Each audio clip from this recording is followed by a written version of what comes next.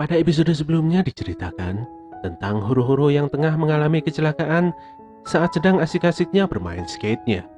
Tidak terasa dia telah pingsan selama 3 hari dan diselamatkan oleh gadis penjaga Taman Nasional yang bernama Bluebell. Sebenarnya horo-horo ingin segera pergi menemui teman-temannya, namun dia diingatkan oleh Bluebell bahwa di luar ada beruang ganas yang bernama Apollo. Melihat asal-usul Apollo yang kelam, membuat horo-horo tergerak hatinya untuk menyelamatkannya. Sayangnya, Apollo justru tertembak oleh para pemburu liar. Sungguh ironis sekali. Padahal dia dan Apollo baru saling memahami satu sama lain. Sebelum memasuki isi cerita, seperti biasa buat kalian yang baru saja datang, silahkan untuk subscribe channel ini. Dan jangan lupa untuk menyalakan notifikasinya supaya kalian tidak ketinggalan info terupdate dari kami. Baiklah teman-teman, langsung saja, inilah Shaman King episode 16.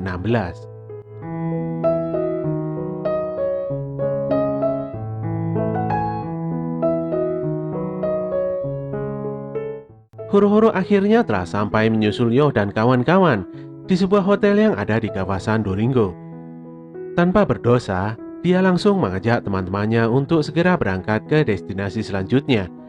Tindakannya yang sok dewasa ini sungguh membuat yang lainnya bingung dan marah, karena dia telah hilang beberapa hari tanpa kabar yang jelas. Mereka semua akhirnya melanjutkan perjalanan dengan mengendarai sebuah mobil, tapi Ren nampaknya masih kesal dengan horo-horo. Dia masih belum bisa memaafkan horo-horo dan memukulinya hingga lebam. Horo-horo hanya bisa pasrah. Dia menyadari bahwa terhambatnya perjalanan ini adalah karena ulahnya sendiri. Sesaat kemudian, mereka semua telah sampai ke desa suku Pats yang dulu, yaitu Mesa Verdede. Semuanya nampak bersemangat. Mungkin saja mereka akan menemukan sebuah petunjuk di desa ini. Saat langsung menuju ke TKP, mereka semua dikejutkan oleh banyaknya wisatawan di desa ini. Tempat ini sangat nampak seperti objek wisata. Padahal dari kejauhan, desa ini nampak sangat sepi. Karena sudah sampai, mereka mau tidak mau harus terus bergerak dan tetap mencari petunjuk supaya perjalanan ini tidak sia-sia. Saat itu, mata Yoh tertuju pada sebuah tempat di mana terdapat peringatan dilarang masuk atau melintas. Tanpa basa-basi, Ren langsung ingin memasuki tempat tersebut. Tiba-tiba saja Yoh dan kawan-kawan disapa oleh sekelompok orang tidak dikenal.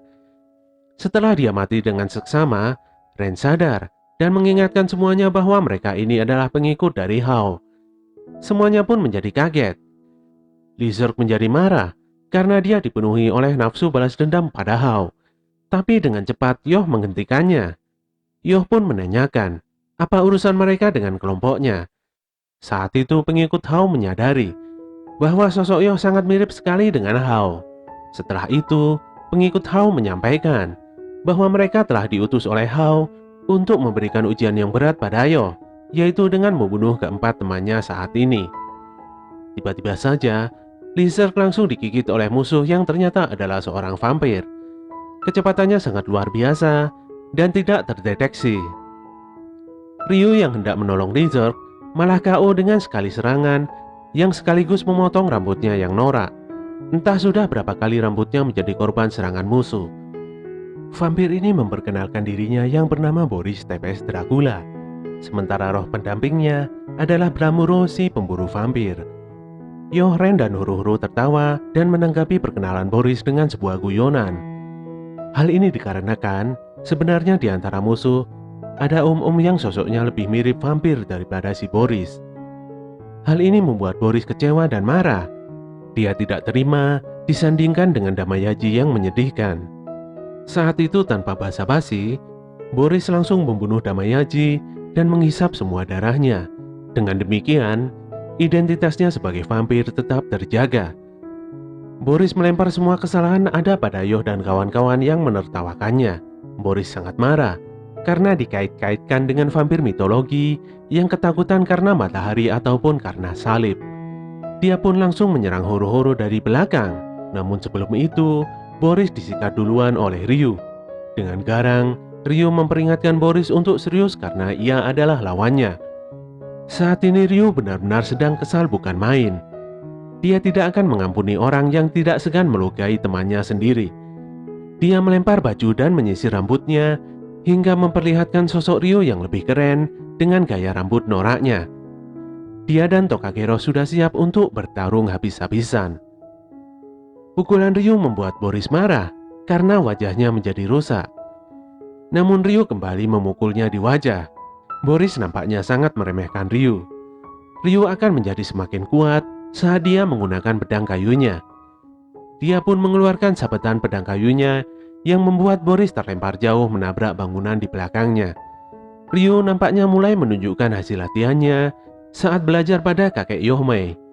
Saat Ryu menghancurkan sayap Boris, tiba-tiba saja sayapnya berubah menjadi kelelawar dan menggigit Ryu.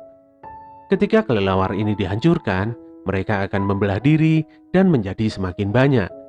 Ryu kesakitan karena darahnya dihisap terus-menerus oleh kelelawar milik Boris.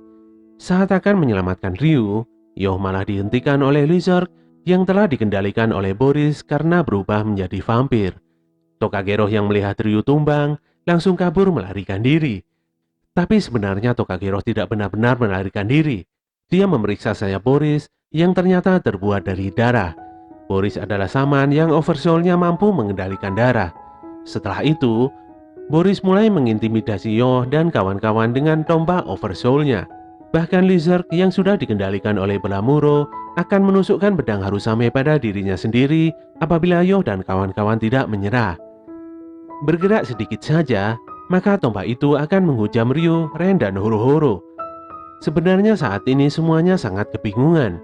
Namun ketika Yoh bilang bahwa semua akan baik-baik saja, semua teman-temannya menjadi sadar dan yakin bahwa memang semua akan baik-baik saja. Saat Boris meluncurkan tombaknya, Ryu, Ren, dan Horo-Horo melakukan perlawanan dan menghancurkan semua tombak ini dengan sangat mudah. Hal ini membuat Boris menjadi kebingungan. Mengapa Ryu, Ren, dan Horo-Horo justru menyerangnya dan tidak peduli dengan keselamatan Yoh dan Lizard. Boris pun memerintahkan Blamuro untuk segera menghabisi Yoh dan Lizard. Sayangnya Amindamaru telah meyakinkan Blamuro untuk tidak menuruti perintah Boris lagi. Ketika semuanya sedang melakukan penyerangan pada Boris, Amindamaru mengambil kesempatan untuk menyadarkan Blamuro. Hal ini membuat Boris semakin tidak percaya. Mengapa mereka begitu yakin? Bisa saja rencana itu gagal dan malah membunuh Yoh dan Lizard. Ryu mengungkapkan, sebagai teman mereka semua telah bersama dan meyakini tekad dari Yoh lebih dari apapun. Dengan mengeluarkan semua energi spiritualnya, Ryu bersiap untuk segera menghabisi Boris dan melanjutkan perjalanannya kembali ke desa suku Pats bersama dengan yang lainnya.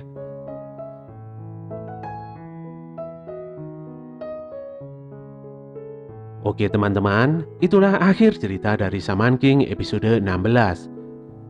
Semoga kalian semuanya suka dan tidak bosan untuk terus menyaksikan ceritanya.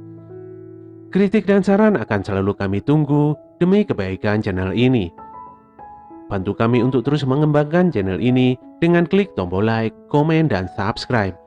Apabila info dari channel ini bermanfaat, silahkan kalian bagikan kepada teman-teman kalian. Tetap semangat dan sampai jumpa di konten kami selanjutnya.